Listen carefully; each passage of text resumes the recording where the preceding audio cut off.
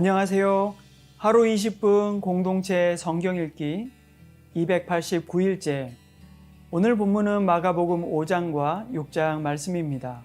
모든 사람에게는 기본적으로 다른 누군가에게 좋은 말을 듣거나 인정받고자 하는 욕구가 있습니다. 목사인 저도 성도들이나 사람들에게 목사님 말씀이 너무 은혜롭습니다 라든지 목사님의 삶이 도전이 됩니다, 본받고 싶습니다 라는 말을 들을 때면 참 기분이 좋더라고요. 예수님은 어떠셨을까요?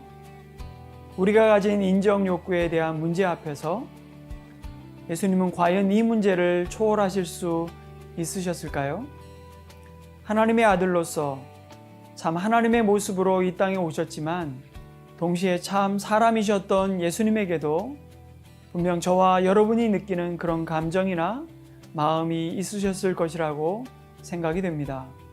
예수님이 거라사 지방을 방문하셨을 때의 일입니다. 여기서 재밌는 부분이 예수님을 대면한 군대 귀신의 고백입니다. 그가 멀리서 예수를 보고 달려와 절하며 큰 소리로 부르짖어 이르되 지극히 높으신 하나님의 아들 예수여, 나와 당신이 무슨 상관이 있나이까? 라고 이야기합니다. 한낱 사단의 졸개에 불과한 귀신도 예수님이 하나님의 아들이심을 알고 고백합니다. 그런데 6장을 보면 자신의 고향인 나사렛에서 배척당하시는 예수님의 모습이 등장합니다. 예수께서 그들에게 이르시되 선지자가 자기 고향과 자기 친척과 자기 집 외에서는 존경을 받지 못함이 없느니라 하시며 예수님께서 그 상황을 이상하게 여기셨다고 말씀하십니다. 일개 귀신도 예수님을 하나님의 아들로 고백하는데 예수님에 대해 누구보다도 잘 알고 어쩌면 더 분명하게 알고 있어야 할 사람들에게 되려 배척을 당하시는 모습을 보면서 예수님도 일평생 참 지독한 외로움 속에 고독한 삶을 사셨구나 라는 생각이 들었습니다. 만약 우리가 그런 상황에 놓인다면 어떨까요? 특별히 복음을 위해 자신의 삶을 전적으로 헌신하고 주님께 내어드렸는데 그런 자신의 삶을 알아주는 이가 하나도 없고 주변의 가족과 지인들, 사람들에게 인정받지 못한다면 여러분의 심정은 어떨까요? 꽤나 절망적일 것입니다. 밀려오는 좌절감과 낙심으로 인해 그냥 털썩 그 자리에 주저앉아 버릴지도 모릅니다. 하지만 우리 예수님은 다르십니다. 그럴수록 예수님은 하나님으로부터 주어진 그 사명에 더욱 집중하십니다. 택하여 부르신 12명의 제자들을 둘씩 짝을 지어 전도 훈련을 시키십니다. 그리고 더 많은 사람들을 만나시면서 끊임없이 하나님의 나라의 복음을 가르치고 전하면서 하나님의 아들로서의 사명을 묵묵하게 완성해 가십니다. 자, 그러면 하루 20분 공동체 성경 읽기 마가복음 5장과 6장을 함께 읽겠습니다. 마가복음 5장. 예수와 제자들은 호수 건너편 거라사 지방으로 갔습니다. 예수께서 배에서 내리시자 더러운 귀신 들린 사람이 무덤 사이에서 나와 예수와 마주치게 됐습니다. 그 사람은 무덤 사이에서 살았는데 아무도 그를 잡아낼 사람이 없었습니다. 쇠사슬도 소용없었습니다. 그는 여러 번 쇠사슬로 손발이 묶이기도 했지만 번번이 사슬을 끊고 발에 찬 쇠고랑도 깨뜨렸습니다. 아무도 그를 당해낼 수 없었습니다. 그는 밤낮으로 무덤들과 언덕을 돌아다니며 소리를 지르고 돌로 자기 몸을 찢곤 했습니다. 그런데 그가 멀리서 예수를 보더니 달려가 그 앞에 엎드려 절을 했습니다. 그러고는 찢어질 듯 큰 소리로 외쳤습니다. 지극히 높으신 하나님의 아들 예수여, 제가 당신과 무슨 상관이 있습니까? 제발 저를 괴롭히지 마십시오. 그것은 앞서 예수께서 그에게 더러운 귀신아 그 사람에게서 나와라 하고 말씀하셨기 때문입니다. 그때 예수께서 물으셨습니다. 내 이름이 무엇이냐? 그가 대답했습니다. 내 이름은 군대입니다. 우리 수가 많기 때문에 붙여진 이름입니다. 그리고 예수께 자기들을 이 지방에서 쫓아내지 말아달라고 간청했습니다. 마침 큰 돼지떼가 거기 비탈진 언덕에서 먹이를 먹고 있었습니다. 더러운 귀신들이 예수께 애원했습니다. 우리를 저 돼지들 속으로 보내주십시오. 그 속으로 들어가게 해주십시오. 예수께서 허락하시자 더러운 귀신들이 나와서 돼지들에게로 들어갔습니다. 그러자 2,000마리 정도 되는 돼지떼가 비탈진 둑을 내리다가 호수에 빠져 죽었습니다. 돼지를 치던 사람들이 마을과 그 일대로 달려가서 이 사실을 알렸습니다. 사람들은 무슨 일이 일어났는지 구경하러 달려나왔습니다. 그들이 예수께 와서 군대 귀신 들렸던 그 사람이 옷을 입고 제정신이 들어 거기 앉아 있는 것을 보았습니다. 그들은 덜컥 겁이 났습니다. 이 일을 본 사람들은 귀신 들렸던 사람에게 무슨 일이 일어났으며 돼지들은 어떻게 됐는지 그들에게 이야기해 주었습니다. 그러자 사람들은 예수께 제발 이 지방에서 떠나달라고 부탁했습니다. 예수께서 배에 오르시려는데 귀신 들렸던 그 사람이 따라가겠다고 간청했습니다. 예수께서는 허락하시지 않고 이렇게 말씀하셨습니다. 집으로 돌아가 주께서 내게 얼마나 큰 일을 해주셨는지 어떻게 자비를 베푸셨는지 가족들에게 말해주어라. 그리하여 그 사람은 대가볼리로 가서 예수께서 자기를 위해 얼마나 큰 일을 베푸셨는지 말하고 다녔습니다. 그러자 이 말을 들은 사람들마다 모두 놀랐습니다. 예수께서 배를 타고 다시 호수 건너편으로 가셨습니다. 예수께서 호숫가에 계시는 동안 많은 사람들이 예수께로 모여들었습니다.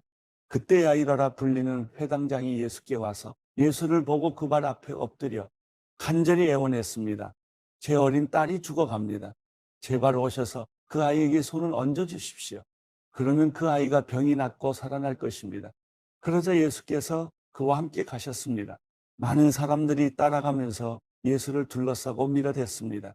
그 가운데는 혈루병으로 12년 동안 앓고 있던 여인도 있었습니다. 이 여인은 여러 의사들에게 치료를 받으며 고생도 많이 하고 재산도 다 잃었지만 병이 낫기는커녕 악화될 뿐이었습니다.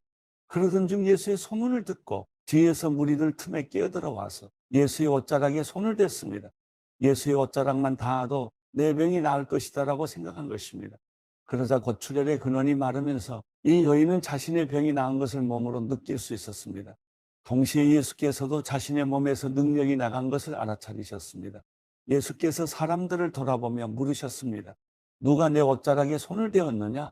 제자들이 대답했습니다. 이렇게 많은 사람들이 밀어대는 것을 보시면서 누가 손을 대었느냐고 물으십니까? 그러나 예수께서는 누가 옷을 만졌는지 알아보려고 둘러보셨습니다. 그러자 자기에게 일어난 일을 알고 있는 이 여인이 와서 예수의 발 앞에 엎드려 두려움에 떨면서 사실대로 말했습니다. 예수께서 여인에게 말씀하셨습니다. 딸아, 내 믿음이 너를 구원했다. 이제 안심하고 가거라. 그리고 병에서 해방돼 건강하여라. 예수의 말씀이 채 끝나기도 전에 야이로 회당장의 집에서 사람들이 와서 말했습니다. 따님이 죽었습니다. 선생님께 더 이상 패기칠 게 뭐가 있겠습니까? 예수께서 그 말에 아랑곳하지 않으시고 회당장에게 말씀하셨습니다. 두려워하지 말고 믿기만 하여라. 그리고 예수께서 베드로와 야고보와 야고보의 동생 요한 외에는 아무도 따라오지 못하게 하셨습니다. 회당장의 집에 이르자 예수께서 많은 사람들이 울며 통곡하며 소란스러운 것을 보시고는 집 안으로 들어가 그들에게 말씀하셨습니다. 어째서 소란하며 울고 있느냐? 아이는 죽은 것이 아니라 그냥 자고 있는 것이다. 그러자 사람들이 예수를 비웃었습니다. 예수께서 사람들을 모두 밖으로 내보내시고 아이의 부모와 함께 있는 제자들만 데리고 아이가 있는 방으로 들어가셨습니다. 예수께서 그 아이의 손을 잡고는 아이에게 달리다금 하고 말씀하셨습니다. 이 말은 소녀야, 내가 내게 말한다. 일어나거라 하는 뜻입니다. 그러자 곧 아이가 일어나더니 걸어다녔습니다. 이 소녀는 12살이었습니다. 이 일을 본 사람들은 몹시 놀랐습니다. 예수께서 이 일을 아무에게도 알리지 말라고 엄하게 말씀하셨습니다. 그리고 아이에게 먹을 것을 주라고 말씀하셨습니다. 마가복음 6장. 예수께서 그곳을 떠나 고향으로 가셨습니다. 예수의 제자들도 동행했습니다. 안식일이 되자 예수께서는 회당에서 말씀을 가르치기 시작하셨습니다. 많은 사람들이 그분의 말씀을 듣고 놀라며 물었습니다. 저 사람이 이런 것들을 어디서 배웠는가? 저런 지혜를 도대체 어디서 받았는가? 기적까지 일으키고 있지 않는가? 저 사람은 한남 목수가 아닌가? 마리아의 아들이고 야고보, 요셉, 유다, 시몬과 형제가 아닌가? 그 누이들도 여기 우리와 함께 있지 않는가? 그러면서 사람들은 예수를 배척했습니다. 예수께서 그들에게 말씀하셨습니다. 예언자는 자기 고향과 자기 친척과 자기 집에서는 배척당하는 법이다. 예수께서는 그저 아픈 사람들 몇 명만 안수해 고쳐주셨을 뿐 거기서 다른 기적은 일으키실 수 없었습니다. 그리고 예수께서는 그들이 믿지 않는 것에 놀라셨습니다. 그 후 예수께서 여러 마을을 두루 다니시며 말씀을 전하셨습니다. 예수께서는 12 제자를 불러 둘씩 짝지어 보내시며 더러운 귀신을 제어할 권세를 주셨습니다. 그리고 이렇게 당부하셨습니다. 여행길에 지팡이 외에는 아무것도 가져가지 말라. 먹을 것이나 자루도 챙기지 말고 전대에 돈도 넣어가지 말라. 신발만 신고 옷도 2벌씩 가져가지 말라. 어느 집에 들어가든지 그 마을을 떠나기 전까지는 그 집에 머물라. 어느 집이든지 너희를 반기지 않거나 너희 말에 귀 기울이지 않으면 떠나면서 경고의 표시로 발에 붙은 먼지를 떨어버리라. 제자들은 나가서 사람들에게 회개하라고 전파했습니다. 그들은 많은 귀신들을 쫓아내고 수많은 환자들에게 기름 부어 병을 고쳐주었습니다. 예수의 이름이 널리 알려지자 헤롯 왕도 그 소문을 듣게 됐습니다. 어떤 사람들은 세례자 요한이 죽은 사람 가운데에서 살아났다. 그래서 그런 기적을 일으키는 능력이 그 사람 안에서 역사하는 것이다라고 말했습니다. 또 그는 엘리야다 하는 사람도 있었고 어떤 사람들은 그는 예언자다. 옛 예언자들 가운데 한 사람과 같은 사람이다라고 말하기도 했습니다. 이런 이야기를 듣고 헤롯이 말했습니다. 내가 목을 벤 요한이 죽은 사람 가운데서 살아났나 보다. 헤롯은 전에 요한을 체포하라는 명령을 직접 내렸고 결국 요한을 잡아다가 감옥에 가둔 적이 있었습니다. 헤롯이 자기 동생 빌립의 아내 헤로디아와 결혼한 것 때문에 요한이 헤롯에게 동생의 아내를 데려간 것은 옳지 않다라고 말해왔기 때문입니다. 그래서 헤로디아는 원한을 품고 요한을 죽이려 했습니다. 그러나 그렇게 할 수 없었습니다. 그것은 요한이 의롭고 거룩한 사람임을 헤롯이 알고 그를 두려워하며 보호해 주었기 때문입니다. 헤롯이 요한의 말을 듣고 있으면 마음이 몹시 괴로웠지만 그럼에도 그의 말을 달게 듣곤 했습니다. 그런데 때마침 좋은 기회가 왔습니다. 헤롯은 자기 생일에 고관들과 천부장들과 갈릴리 인사들을 초청해 만찬을 베풀었습니다. 그때 헤로디아의 딸이 들어와 춤을 춰 헤롯과 손님들을 즐겁게 해주었습니다. 왕이 그 소녀에게 말했습니다. 무엇이든 내가 원하는 것을 말해봐라. 내가 다 들어주겠다. 헤롯은 그 소녀에게 맹세까지 하면서 약속했습니다. 내 소원이 무엇인지 말해봐라. 내 나라의 절반이라도 떼어주겠다. 소녀는 나가서 자기 어머니에게 물었습니다. 무엇을 달라고 할까요? 그 어머니가 대답했습니다. 세례자 요한의 머리를 달라고 해라. 소녀가 곧장 왕에게 달려가 요구했습니다. 지금 곧 세례자 요한의 머리를 쟁반에 담아 제게 주십시오. 왕은 몹시 난감했습니다. 그러나 자기가 맹세한 것도 있고 손님들도 보고 있어서 그 요구를 도저히 거절할 수 없었습니다.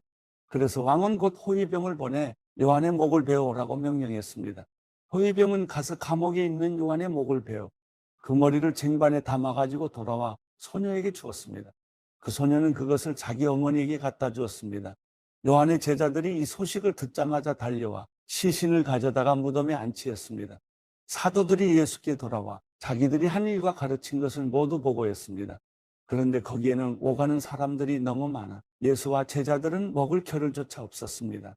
예수께서 그들에게 말씀하셨습니다. 외딴 곳으로 가서 잠시 쉬라. 그래서 그들은 따로 배를 타고 외딴 곳으로 갔습니다. 그런데 많은 사람들이 그들이 떠나는 것을 보고 그들을 알아보았습니다. 그러고는 여러 마을에서 달려나와 길을 따라 걸어가서 그들보다 그곳에 먼저 가 있었습니다. 예수께서 도착해 많은 사람들을 보시고 목자 없는 양들 같은 그들을 불쌍히 여겨 그들에게 여러 가지로 가르쳐주기 시작하셨습니다. 날이 저물어가자 제자들이 예수께 다가와서 말했습니다. 이곳은 빈들인데다 시간도 벌써 많이 늦었습니다. 사람들을 보내 가까운 마을이나 동네에 가서 각자 먹을 것을 사 먹게 하시지요. 그러자 예수께서 대답하셨습니다. 너희가 그들에게 먹을 것을 주라. 제자들이 예수께 말했습니다. 그러면 우리가 가서 200데나리온 어치를 사다가 그들에게 먹이라는 말씀입니까? 예수께서 물으셨습니다. 빵이 얼마나 있느냐? 가서 알아보라. 그들이 알아보고 말했습니다. 빵 5개와 물고기 2마리가 있습니다. 그러자 예수께서는 사람들을 모두 풀밭에 무리를 지어 앉히라고 제자들에게 지시하셨습니다. 그래서 사람들은 100명씩 50명씩 무리를 지어 앉았습니다. 예수께서는 빵 5개와 물고기 2마리를 들고 하늘을 우러러 감사 기도를 드린 후 빵을 떼셨습니다. 그리고 제자들에게 주어 사람들 앞에 갖다 놓으라고 하셨습니다. 예수께서는 물고기 2마리도 그들 모두에게 나눠주셨습니다. 사람들은 모두 배불리 먹었습니다. 제자들이 남은 빵 조각과 물고기를 모으니 12바구니에 가득 찼습니다. 빵을 먹은 남자 어른만도 5,000명이었습니다. 예수께서 곧 제자들을 배에 태워 호수 건너편 벳세다로 먼저 가게 하시고 사람들을 돌려보내셨습니다. 그들을 보내신 뒤 예수께서는 기도하려고 산으로 올라가셨습니다. 밤이 되자 배는 호수 한가운데 있었고 예수께서는 혼자 무태 계셨습니다. 예수께서는 제자들이 강한 바람 때문에 노젓느라 안간힘을 쓰는 것을 보셨습니다. 이른 새벽에 예수께서 물 위를 걸어 그들에게 나아가시다 그들 곁을 지나가려고 하셨습니다. 예수께서 물 위를 걸어오시는 것을 본 제자들은 유령인 줄 알고 소리를 질렀습니다. 그들 모두 예수를 보고 겁에 질렸습니다. 그러자 곧 예수께서 그들에게 말씀하셨습니다. 안심하라, 나다. 두려워하지 말라. 그리고 예수께서 제자들이 탄 배에 오르시자 바람이 잔잔해졌습니다. 제자들은 몹시 놀랐습니다. 그것은 제자들이 예수께서 빵을 먹이신 기적을 보고도 아직 제대로 깨닫지 못하고 마음이 둔해져 있었기 때문입니다. 그들은 호수를 건너 게네사렛에 도착해 배를 태웠습니다. 그들이 배에서 내리자 사람들은 예수를 즉시 알아보았습니다. 사람들은 온 지역을 뛰어다니며 예수께서 계시는 곳이면 어디든지 아픈 사람들을 자리에 눕힌 채 짊어지고 오기 시작했습니다. 예수께서 가시는 곳이면 어디든지 마을이든 도시든 농촌이든 할 것 없이 사람들은 아픈 사람들을 시장에 데려다 두고 예수의 옷자락이라도 만질 수 있도록 간청했습니다. 그리고 손을 댄 사람들은 모두 병에서 나았습니다.